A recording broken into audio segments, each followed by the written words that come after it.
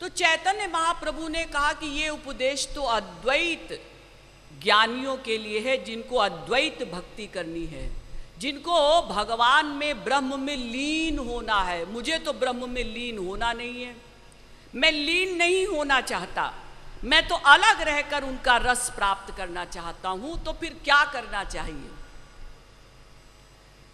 अब रामानंद राय जी कुछ गंभीर हुए।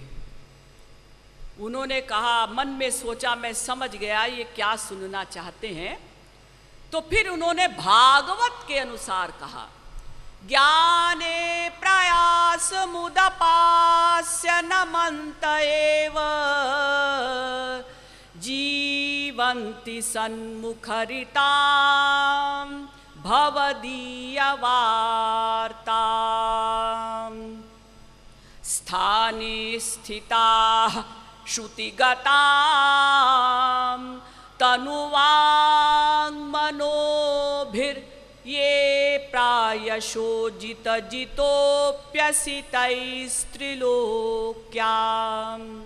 भागवत के 10वें स्कंध के 14वें अध्याय का 3रा श्लोक।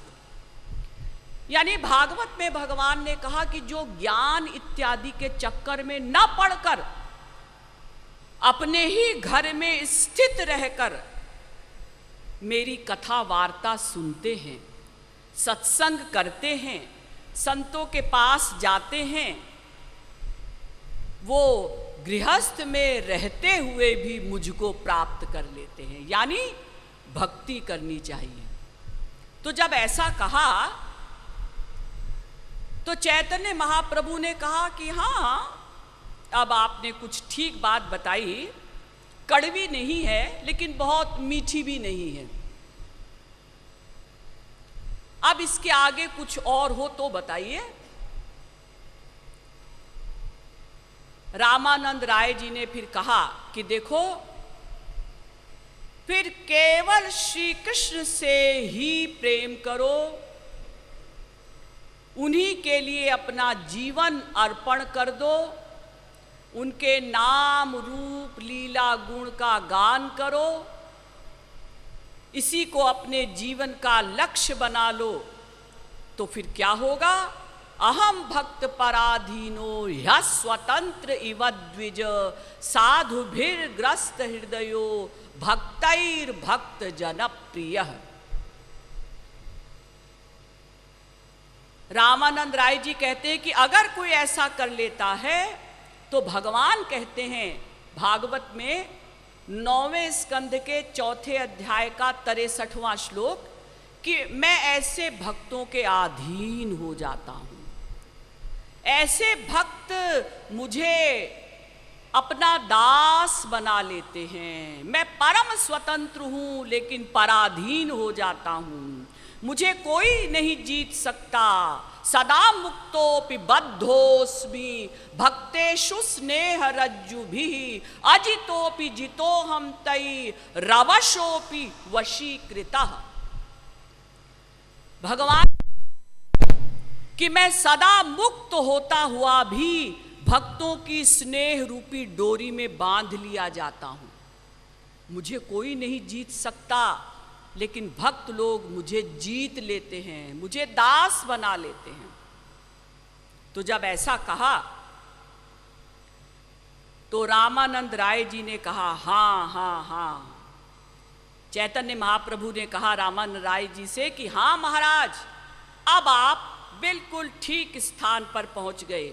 जिस मंदिर का हम दर्शन करना चाहते थे उस मंदिर के सामने आप पहुंच गए हैं, लेकिन अब मंदिर के भीतर घुसिए। तो रामानंद राय जी ने फिर दास से भाव बताया। भगवान से प्रेम करो, दास से भाव से करो। देखिए, चैतन्य महाप्रभु के संप्रदाय में शांत भाव की भक्ति का निषेध है। 5 भावों से प्यार किया जाता है ना, शांत भाव, दास्य, सख्य, वात्सल्य, माधुर्य। लेकिन चैतन्य संप्रदाय में शांत भाव से भक्ति नहीं की जाती, और हमारे महाराज जी ने भी शांत भाव से भक्ति नहीं करना चाहिए, यही बताया है। क्यों? क्योंकि शांत भाव से भक्ति की जाती है महाविष्णु जी की। और जैसा कि मैंने कल बताया था कि उसमें ऐश्वर्य प्लस रहता है, प्योर माधुर्य नहीं रहता। ऐसी भक्ति तदीयतामयी होती है, मदीयतामयी नहीं होती। यानी हम उनके हैं ये भावना रहती है, वे मेरे हैं ये भावना नहीं रहती शांत भाव में। और बहुत दूरी तो है ही, राजा प्रजा का रिश्ता है। तो पहला द्वार बताया दास्य भाव। लेकिन दास्य भाव से भक्ति बड़ी कठिन है, क्योंकि सिर बल चलाऊं उचित अस मोरा, सब ते सेवक धर्म कठोरा। जहां जहां स्वामी के चरण पड़े, कायदे से वहां वहां दास का सिर पड़ना चाहिए। तो इसका मतलब अगर स्वामी सड़क पर चल रहा है, गुरु भगवान जहां भी चल रहे हैं उसके नीचे हम खुदवाएं गड्ढा, रोड बनवाएं नीचे से, तो शिष्य चले उस पर, ये कैसे संभव है? लेकिन कायदा यही है। भरत जी ने कहा था कि सिर बल चलऊं उचित अस मोरा, सबते सेवक धर्म कठोरा। भर्तृहरि जी ने भी कहा सेवा धर्म परम गहनो योगिनामप्यगम्य। सेवा का धर्म बड़ा कठिन है, योगियों के लिए भी कठिन है। देखिए, दास्य भाव में भी संकोच है। अगर कोई दास अपने स्वामी का आलिंगन करना चाहता है, अपने आप नहीं कर सकता विदाउट परमिशन। हाँ, स्वामी चाहे तो दास का आलिंगन कर ले, लेकिन दास अपने आप स्वामी का आलिंगन नहीं कर सकता। तो फिर इससे आगे बताइए, इसमें तो संकोच है, भय है, दूरी है। फिर बताया सख्यताम, सख्य भाव।